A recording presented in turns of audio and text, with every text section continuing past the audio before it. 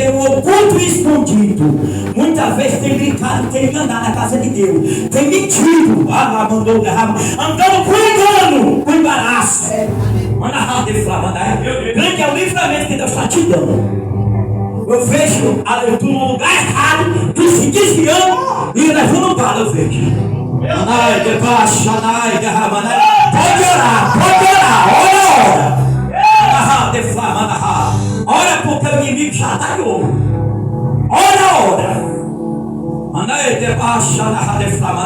E o missionário ora, eu faço a Deus. Deus quer usar, mas há uma barreira que impede. A barreira do engano e da mentira. Andar com engano e com mentira, Deus não usa. E não faça Deus e a nossa irmã Jardel. Eu digo para ti, o Senhor manda tu vigiar na tua boca.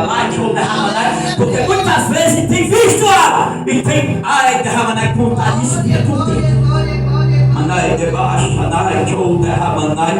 Deus não é Deus de contenda, mas Deus vergonha.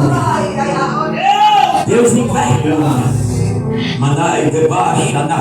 Então quer dizer, a alegria é o livramento que Deus está te dando. O Senhor está dizendo, espera o meu tempo. Não se avexa não, porque tu se avexou. No que tu avexou, Deus saiu da presença dela. E aí, filho? Quando Deus sai, e aí, filho? Vai para um lado e vai para outro.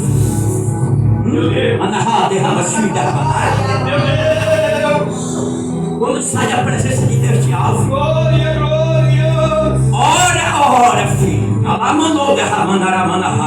Ora, porque o laço está feito. Então eu quero dizer uma coisa. Primeiramente, vocês têm um pastor. Vocês têm um pastor que ora. Se ele chegar a dizer para fulano, para ciclano, chega até mim. Chega até mim, porque eu não estou aqui para fazer, não faça Deus gracinha com ninguém não. O que vocês estão passando, o que vocês estão apontando, eu sei tudinho. Não é ninguém que diz não, é o próprio Deus. O próprio Deus, já vez Satanás, ele fala, mas boca não sou. Para que a gente venha mergulhar a pessoa. Mandai debaixo, andaramandar, derramandar.